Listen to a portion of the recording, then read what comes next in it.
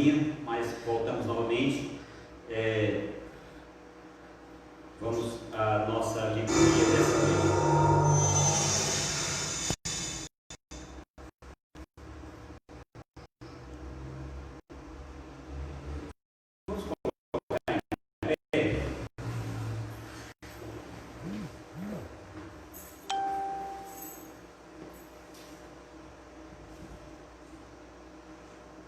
O nosso culto hoje tem como tema lição da figueira e exortação à vigilância. Então, todo desenrolar do culto estará pensando exatamente sobre essa parte da vigilância, qual o Senhor Jesus Cristo tem chamado o seu povo, a ser. Então, o convite à adoração encontra-se no Evangelho de Jesus Cristo, segundo escreveu Lucas, capítulo 12, versos 37 a 38.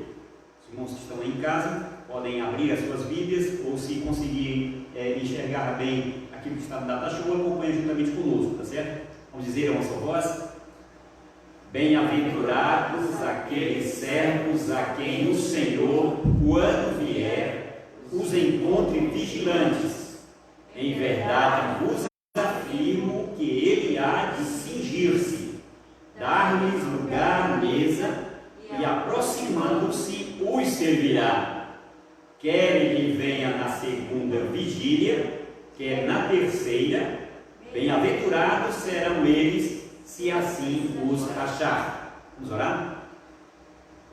Pai Santo, Deus de infinita bondade, graça, misericórdia, louvado, bendito, exaltado seja o teu nome, hoje e por todas as eras, tanto aqui no céu, Senhor, como tanto aqui na terra quanto nos céus. Que haja de nossa parte uma manifestação, Senhor, de profunda alegria, de gratidão e de desejo, Senhor, de te adorar, de manifestar, Senhor, diante de ti nosso prazer de poder tributarmos a honra, a glória e o louvor que a ti é devido. Muito obrigado, porque o Senhor nos chamou e tem nos chamado, não somente aqui como igreja local, mas em todos os lugares onde o teu povo está reunido nesse momento, que possamos juntar, Senhor, as nossas vozes nesse louvor único e assim exaltar aquele que é o eterno, o soberano, a majestade suprema. Receba, portanto, Senhor, a nossa oração, receba os louvores, receba tudo aquilo que aqui te oferecemos como uma prova, Senhor, sincera do nosso amor para contigo.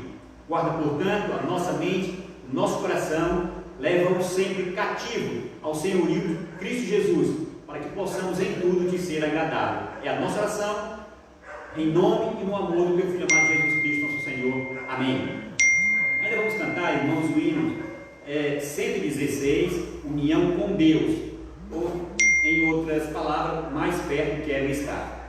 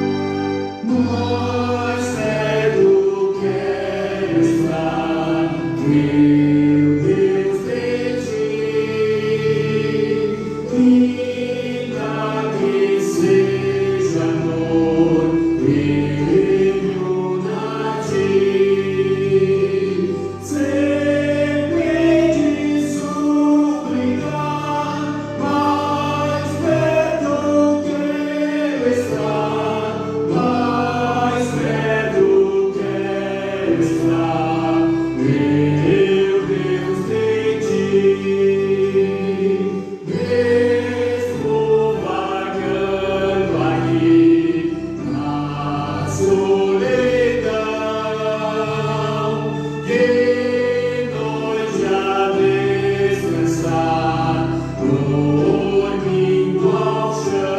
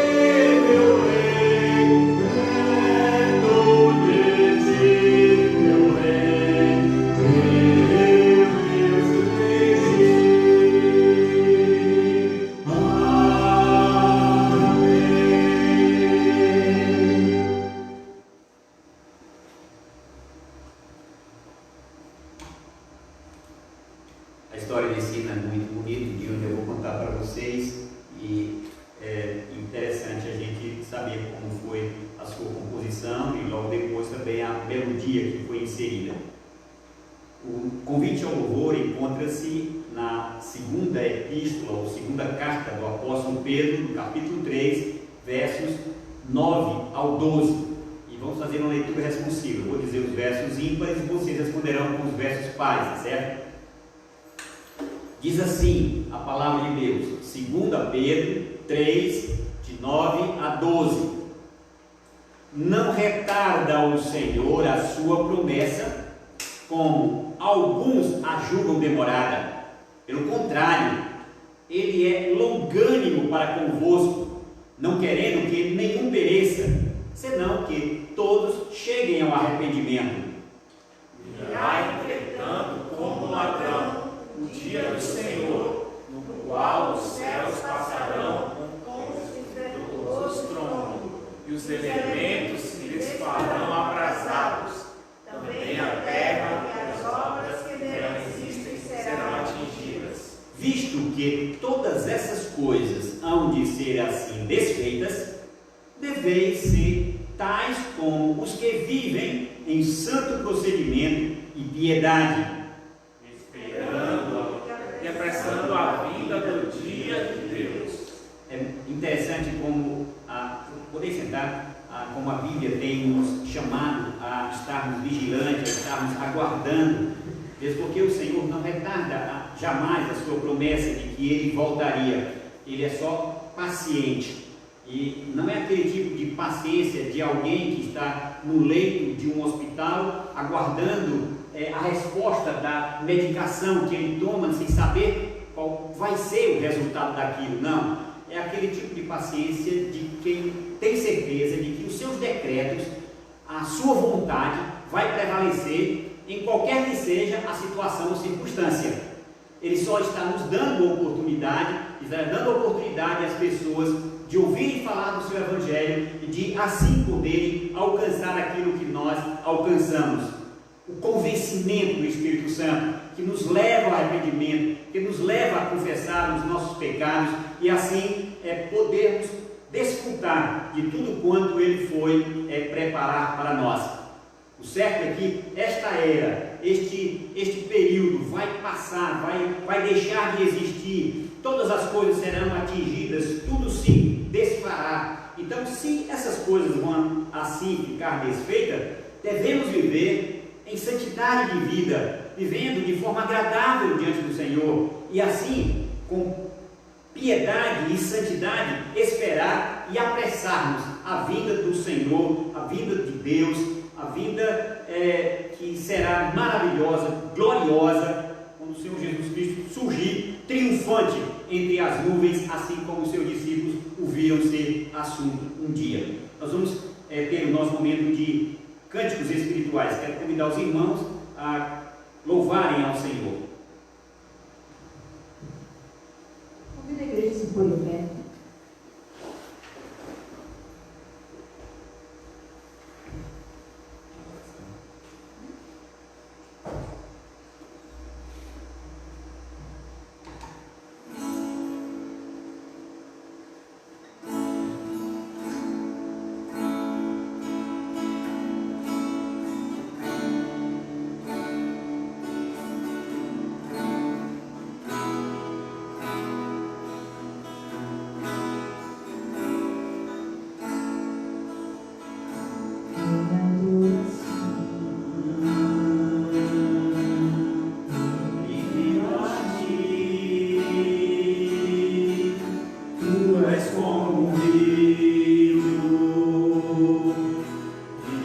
águas vivas, flui dentro de mim, és manancial, fonte inesgotável, traz vida ao coração, como o Rei Davi.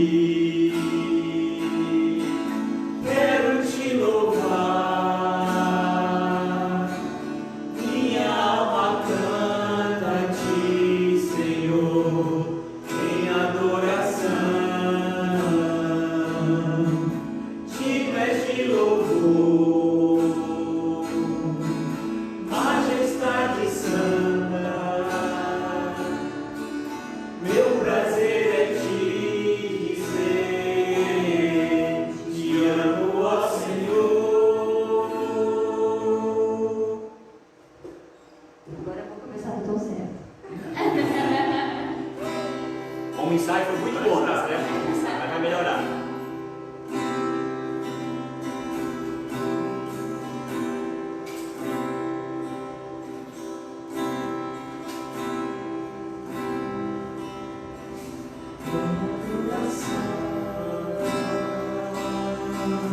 Eu me rendo a ti, tu és como um rio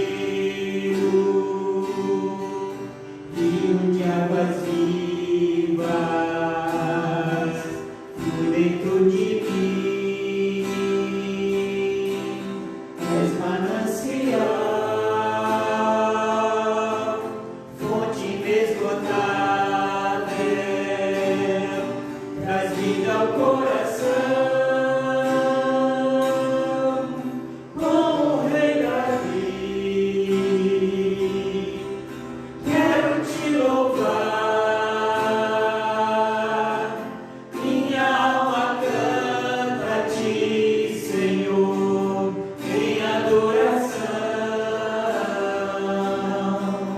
Digna de louvor, majestade santa. Meu prazer é te dizer, te amo, ó Senhor,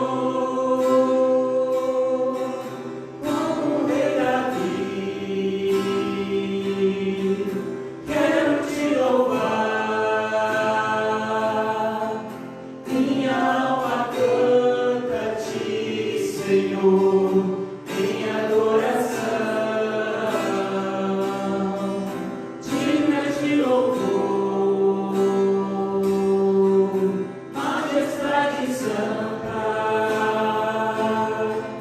Meu prazer é te dizer, te amo, ó Senhor.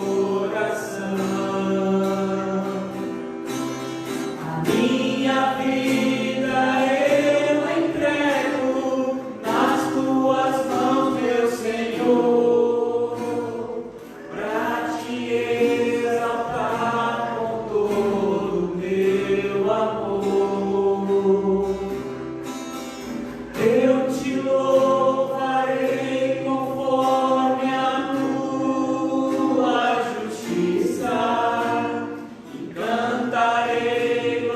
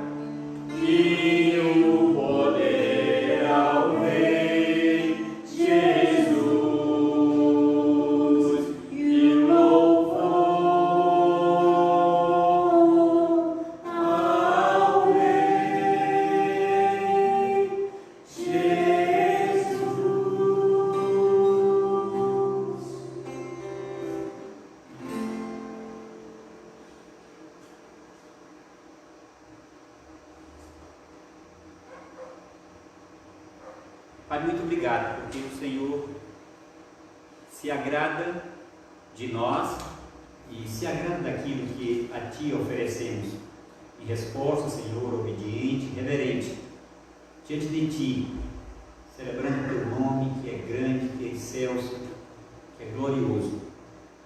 Ó Pai, que os nossos louvores expressem sempre a nossa alegria, o nosso reconhecimento de Ti como o Deus único, vivo, verdadeiro, Deus que tem o domínio sobre todas as coisas e o controle também, esse Deus maravilhoso que se acerca de nós e nos atrai pelo amor para junto de Ti e nos faz participante da Tua família.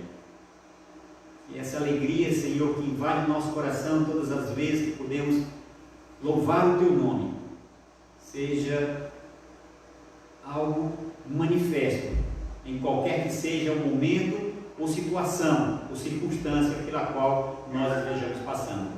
Louvado e bendito seja o Teu nome, oramos em Cristo Jesus. Amém.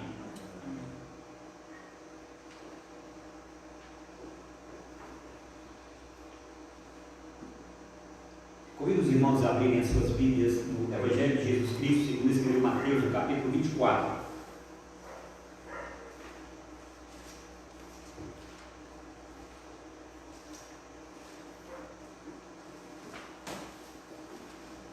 Mateus 24, e nós vamos fazer uma leitura responsiva, uma leitura alternada, a partir do verso 32 até ao verso 44, até o verso 44, 32 ao 44.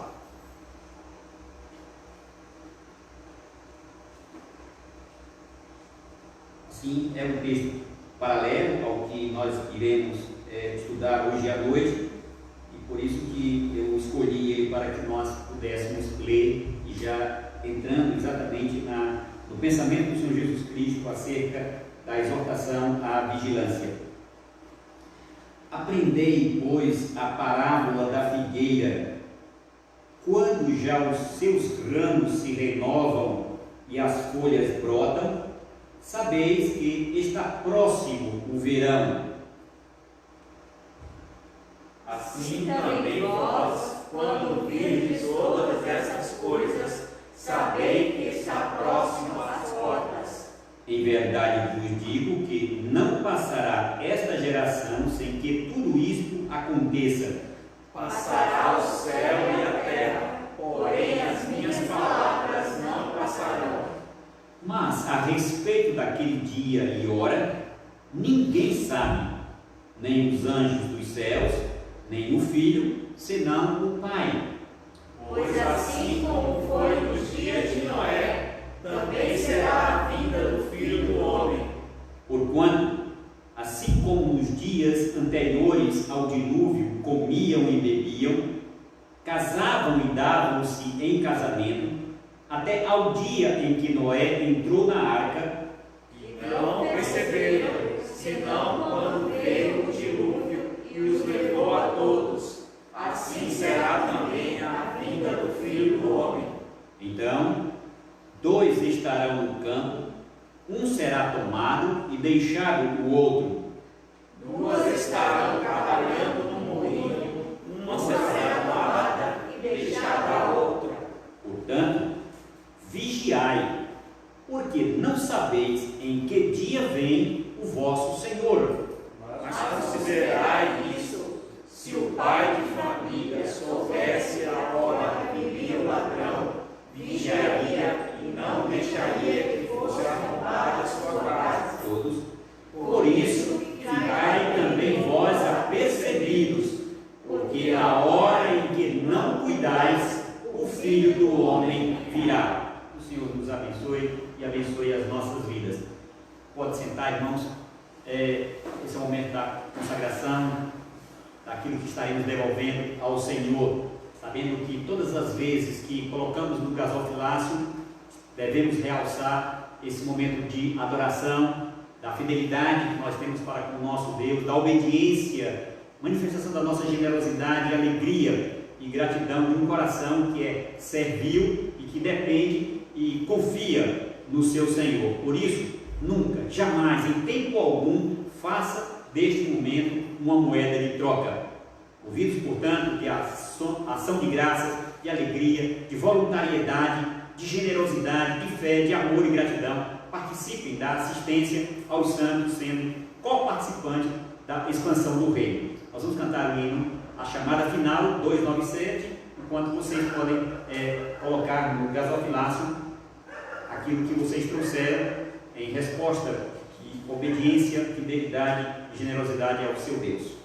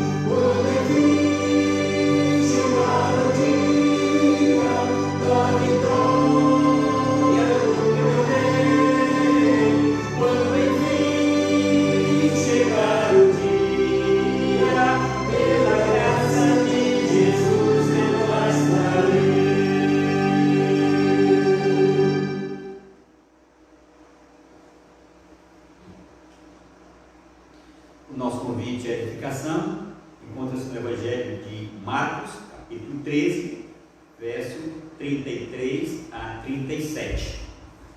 Marcos 13, de 33 ao 37. Esse eu vou ler, tá bom? Para vocês, acompanhem a leitura desse texto. Estai de sob aviso, vigiai e orai, porque não sabeis quando será o tempo.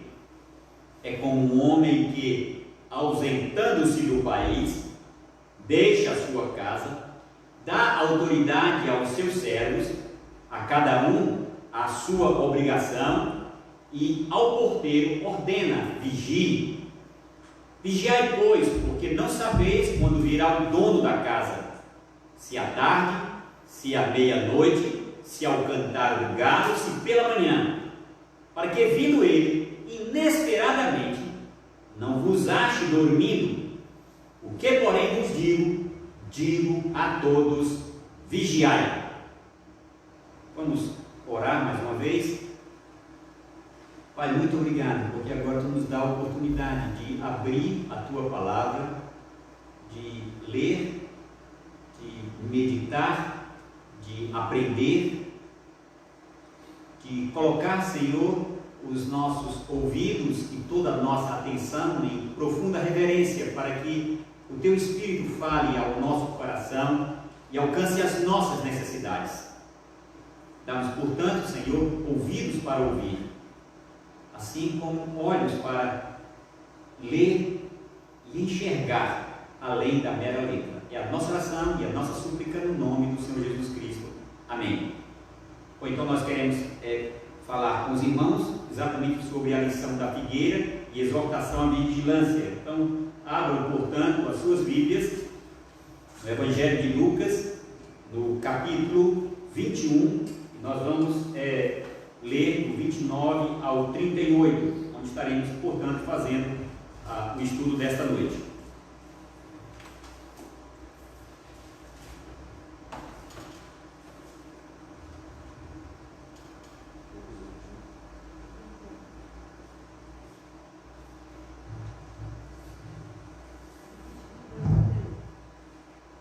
Lucas 21, nós vamos terminar o capítulo 21, tá certo? Nessa noite, aí fica faltando só o capítulo 22, 23 e 24 para a gente encerrar os nossos sermões aqui no Evangelho de Lucas, que a cada vez que tem a oportunidade de citar nesses episódios, é como se ele pintasse um quadro, como a gente pudesse ter a oportunidade de vislumbrar nas palavras escritas por ele, esse quadro belíssimo que ele faz desde o princípio. Todo o propósito aqui é exatamente esse. Deus está operando o seu propósito, é isso que Lucas quer mostrar. Deus está operando o seu propósito e o faz exatamente através do seu Filho. Seu Filho, de uma forma cabal, completa, realizou todo o eterno propósito do Pai. E cada um desses momentos que a gente tem a oportunidade de abrir a Bíblia e ler, a gente consegue descobrir como ele tinha no seu coração a firme decisão de fazer aquilo que era a vontade do Pai. Versos 29 até ao 38. Ainda lhes propôs uma parábola dizendo: vede a figueira e todas as árvores, quando começam a brotar, vendo-o, sabeis por vós mesmos que o verão está próximo. Assim também, quando virdes acontecerem estas coisas, sabei que está próximo o reino de Deus. Em verdade vos digo que não passará esta geração sem que tudo isto aconteça. Passará o céu e a terra, porém as minhas palavras não passarão. Acautelai-vos por vós mesmos, para que nunca vos suceda que o vosso coração fique sobrecarregado com as consequências da orgia, da embriaguez e das preocupações deste mundo, e para que aquele dia não venha sobre vós repentinamente como um laço, pois há de sobrevir a todos os que vivem sobre a face de toda a terra. Vigiai, pois, a todo o tempo, orando para que possais escapar de todas essas coisas que têm de suceder e estar de pé na presença do Filho do Homem. Jesus ensinava todos os dias no templo, mas à noite, saindo, ia pousar no monte chamado das Oliveiras, e todo o povo madrugava para ir ter com ele no templo, a fim de ouvi-lo. Amados, há um dito popular que talvez vocês conheçam, porque ele é bastante falado. Se conselho fosse bom, não se vendia, não é? Ele se dava, não se dava, né? Se vendia, não se dava, se vendia. E certamente algum, se não todos vocês, né, já ouviram um conselho de alguém sobre aquela dieta infalível. Ou já ouviram um conselho sobre qual é a melhor forma de ganhar dinheiro, né? O que é que vocês podem fazer para ganhar dinheiro, né? Para ter sucesso? Ou como vocês podem economizar e aplicar as economias para que elas não se percam, né? Não se percam. E até sobre qual a carreira que vocês devem seguir, qual o investimento melhor. Você tem que fazer medicina, engenharia, qualquer um desses tipos de assuntos. Tenho certeza que alguns de vocês já receberam vários conselhos sobre isso. Jesus, amados, diferente dos demais rabinos, não dava conselhos filosóficos aparentemente úteis, mas ensinava aos seus discípulos e às multidões que o cercavam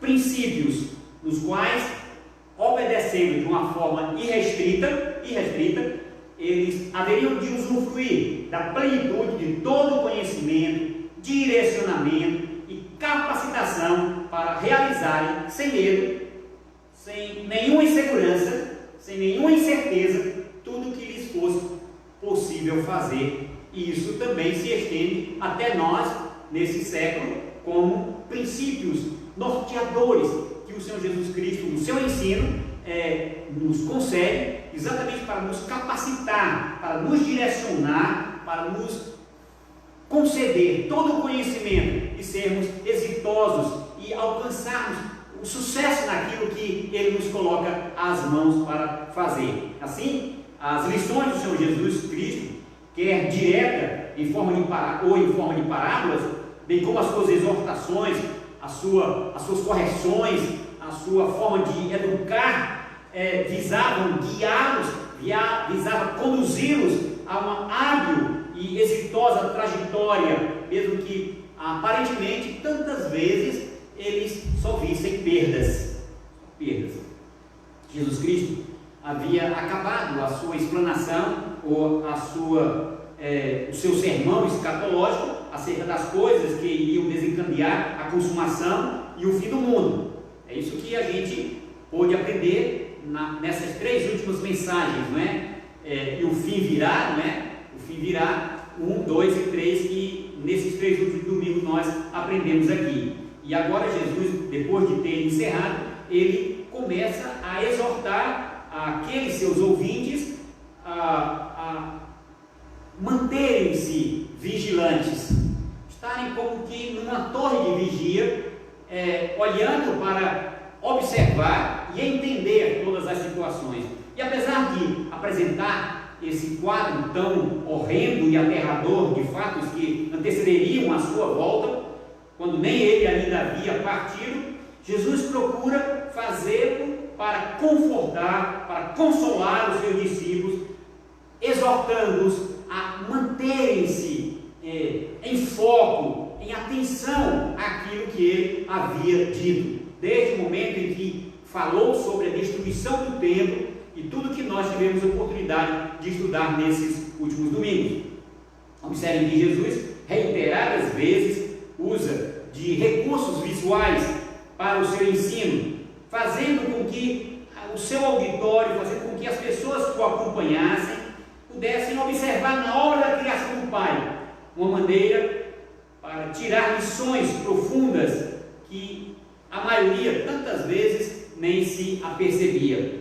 Quantas vezes, no seu ensino Jesus usou desse tipo de ensino? Por exemplo, ele dizia assim: olhai as aves do céu, olhai os lírios do campo, observem o céu quando está pronto a despejar uma tempestade, olhem os relâmpagos que cortam o céu nessa situação. E aqui ele quer trazer aos olhos dele, ou quer fazer com que os olhos dos seus discípulos possam convergir para uma figueira, e na simplicidade desta árvore relacionarem o ensino pleno de sabedoria que ele havia anunciado, pronunciado diante deles. E aí ele usa exatamente dizendo, ainda lhes propôs uma parábola dizendo: vede a figueira e todas as árvores. De certa forma, em sua maneira de relatar os feitos de Jesus, Dr. Lucas ele procura facilitar a sua narrativa para uma compreensão maior, mesmo que tantas vezes ao trazer aquelas palavras do Senhor Jesus Cristo, ele seja mais sucinto do que, por exemplo, Mateus, do que Marcos. Mas mesmo ele sendo sucinto, ele conseguindo resumir, condensar o assunto, mesmo assim, dá para a gente entender que ele apenas facilitou com a sua narrativa uma melhor forma de compreensão por nossa parte.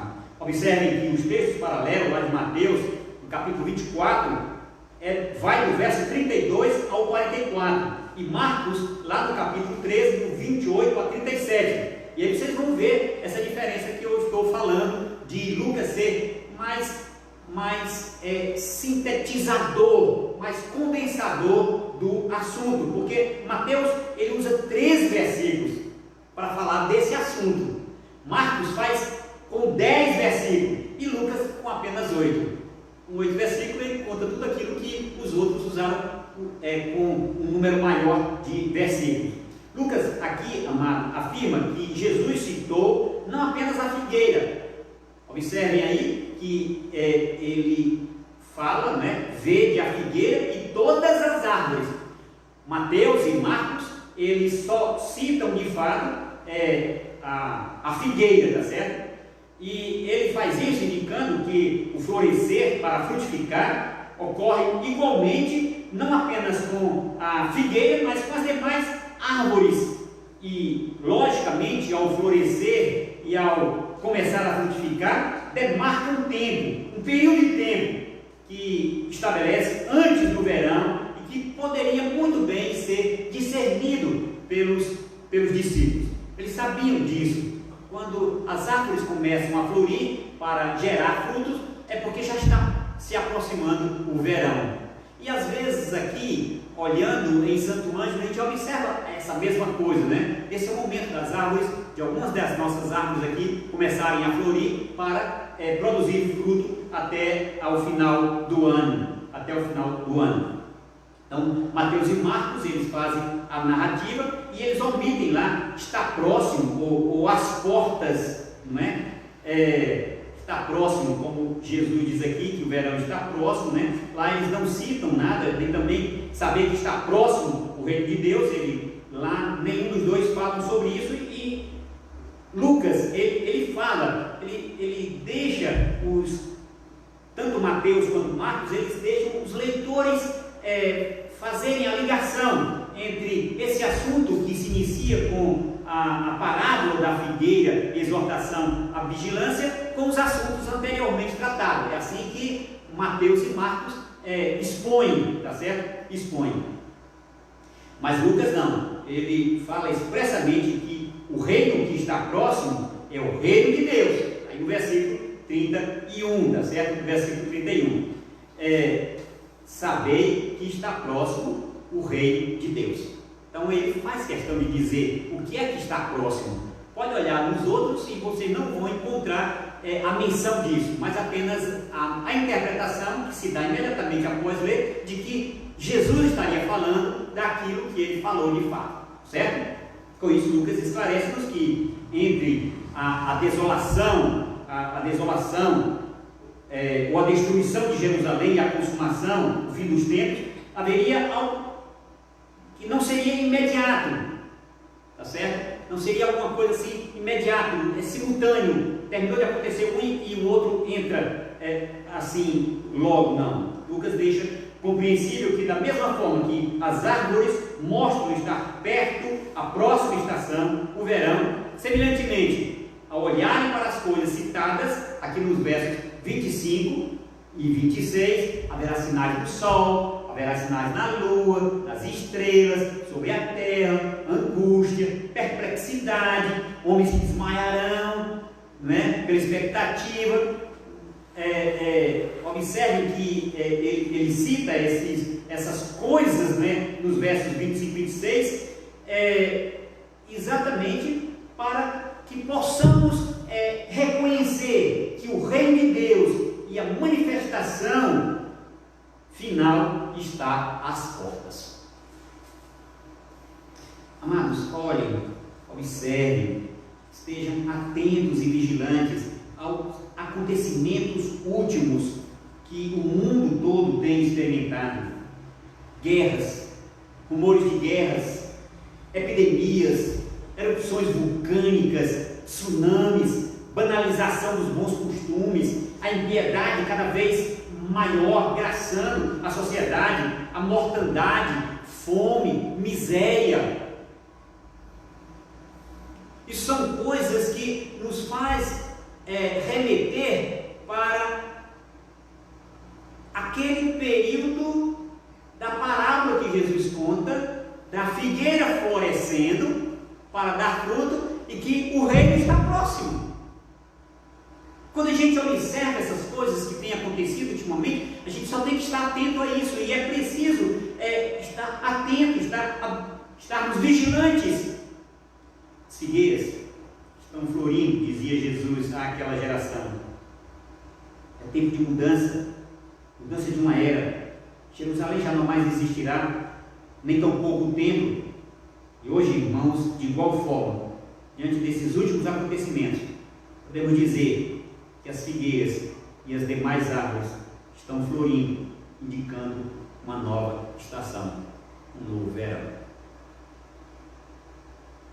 Depois desse esclarecimento que Jesus usa a ilustração da figueira, algo o leva agora a fazer uma solene declaração. Ele diz assim: não passará esta geração sem que tudo isto aconteça. Não passará esta geração sem que tudo isso aconteça. E Jesus ele é bastante enfático e solene nessa afirmativa. Então, como é que nós podemos entender esta geração e tudo isso? A que se refere Jesus neste verso?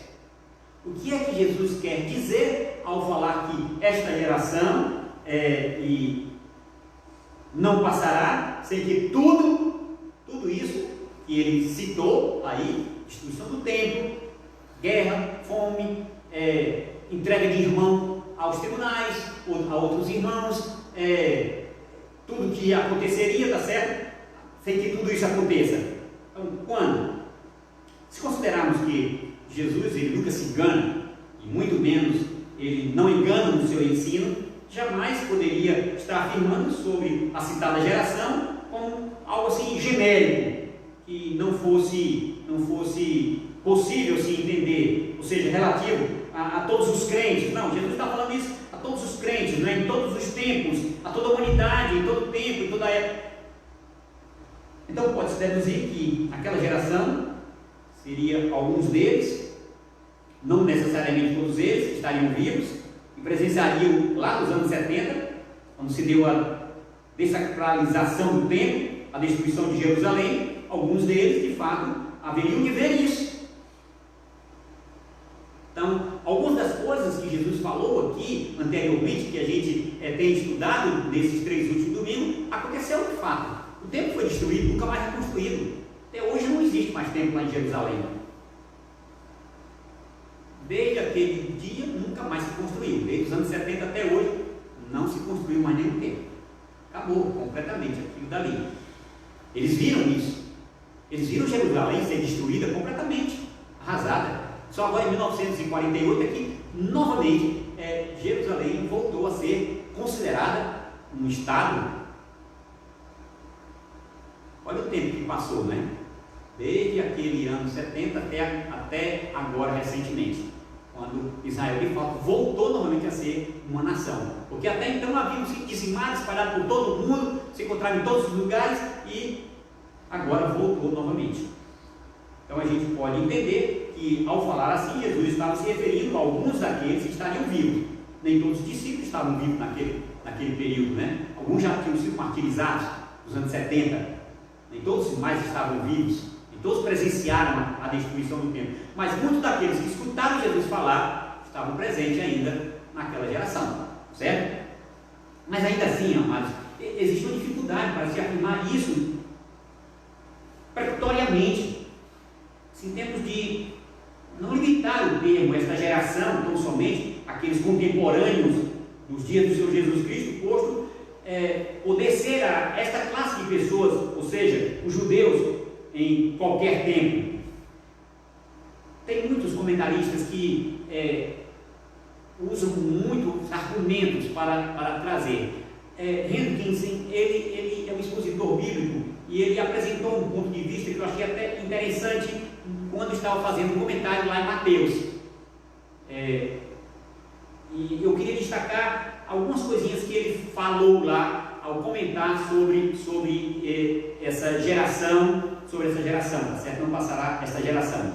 Ele diz assim: o Senhor está declarando que o povo judeu não passará até que todas as coisas que têm sido preditas, eventos que se estendem ao longo de todos os tempos, até a gloriosa segunda vinda, incluindo-a, sucedam.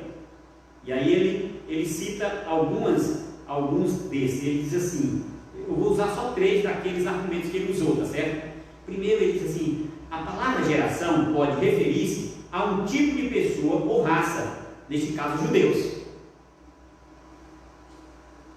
Nos versículos precedentes, 9 a 14, ainda que os discípulos imediatos de Jesus não fossem ver tudo isso, a igreja sendo odiada por todas as nações, o evangelho sendo pregado por todo o mundo, correspondem ao que sucederá.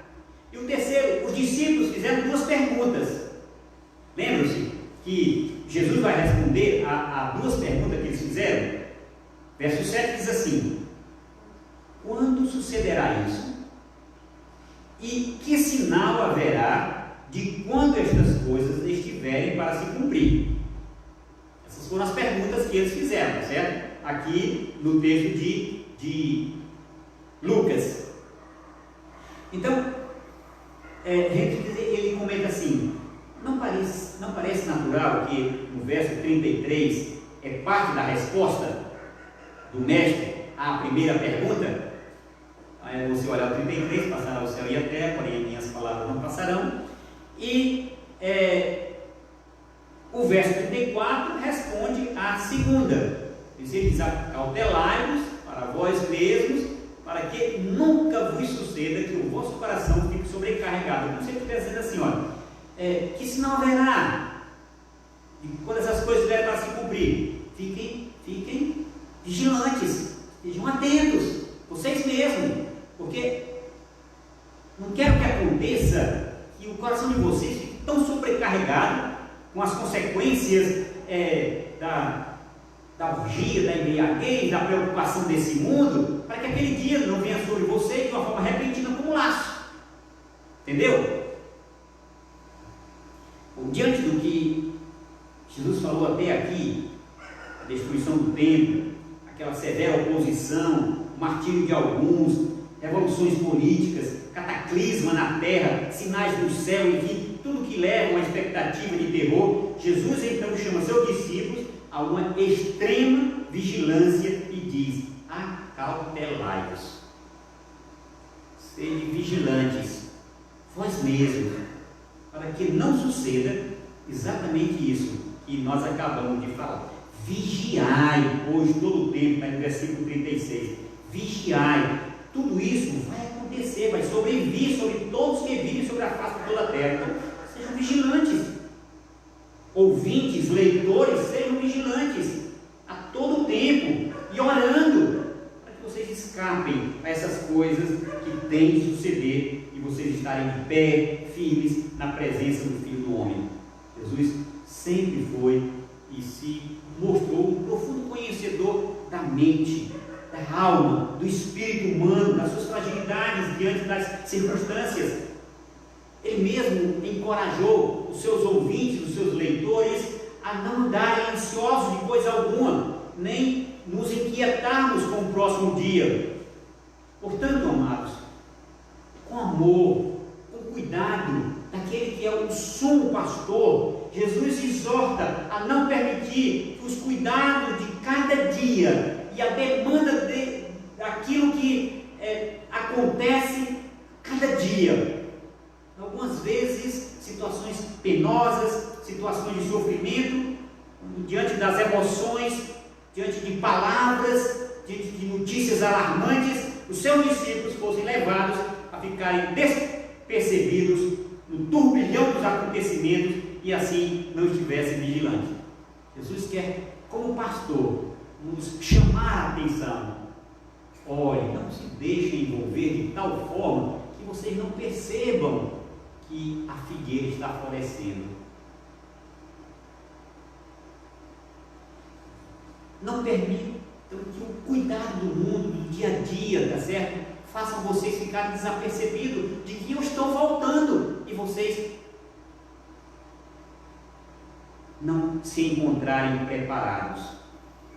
Jesus fala aos discípulos, chama-lhes a atenção para negligência, para a falta de atenção, para a falta de envolvimento, ou se eles se envolverem com entretenimento, ou quem sabe um envolvimento mental que resultasse em uma sobrecarga emocional e isso trouxesse distúrbios psicológicos, emocionais e até mesmo físicos.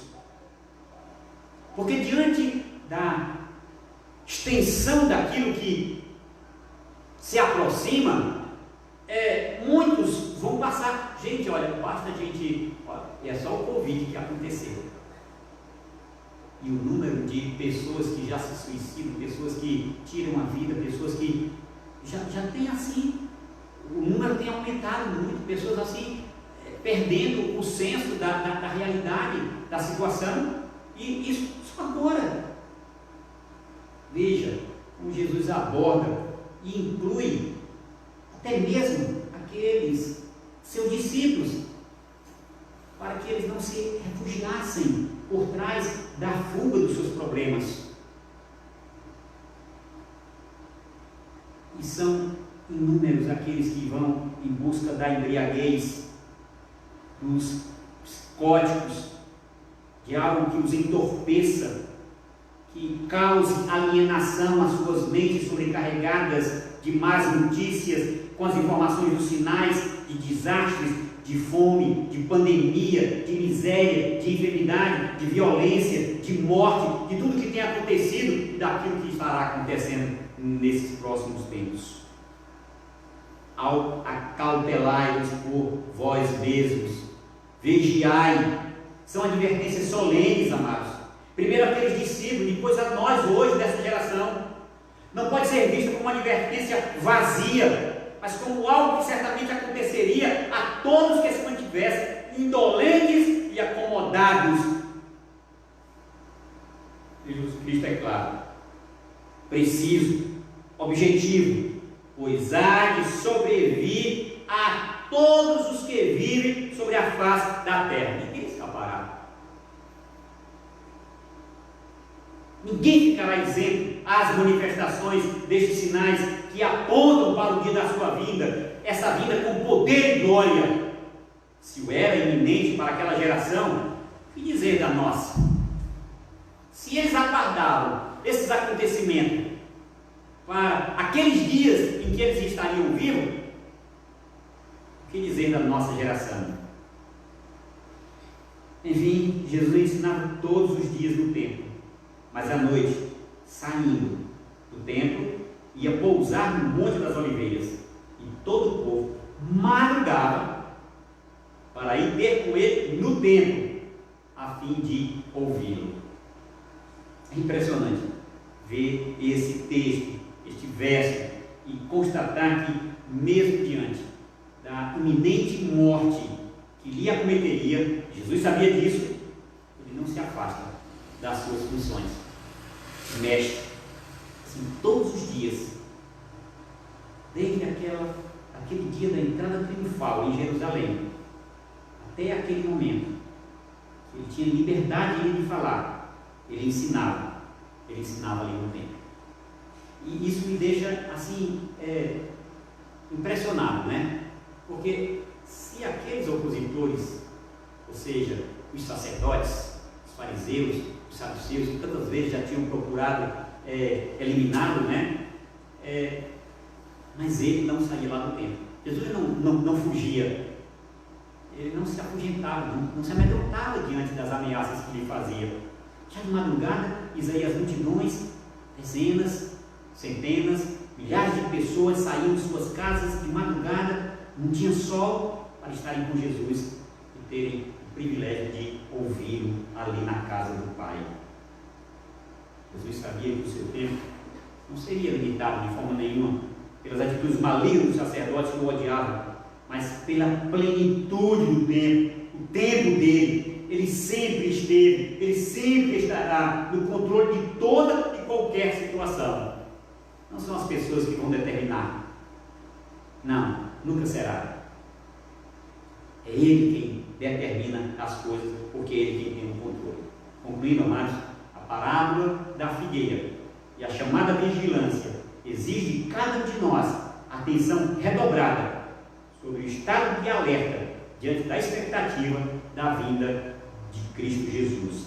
Aqueles israelitas foram desafiados a que estivessem atentos, pois a forma como se dá no florir das árvores, elas dão a lição de que uma nova estação estava por vir, de igual forma quanto a vinda do Senhor Jesus. Portanto, quando der a hora da vinda de Cristo, quando o Kairos invadir o Cronos, os fiéis, os verdadeiros discípulos, que confiam e aguardam com esperança, denotarão que a sua confissão de fé inclui vigilância. Dizer que crê em Cristo é estar vigilante. A fé genuína que transforma manterá o crente vigilante. Que o Senhor nos abençoe.